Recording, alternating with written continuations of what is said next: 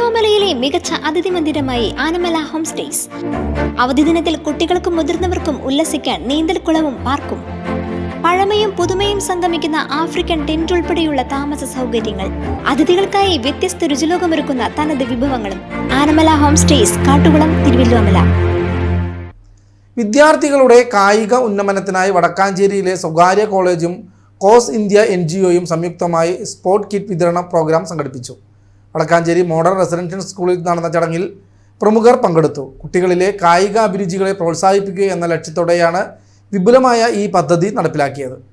കുട്ടികളുടെ കായിക നിലവാരം മെച്ചപ്പെടുത്തുന്നതിനായി സംഘടിപ്പിച്ച സ്പോർട്സ് കിറ്റ് വിതരണ ചടങ്ങ് academic director father doctor Jose Kannampuzha ഉദ്ഘാടനം ചെയ്തു.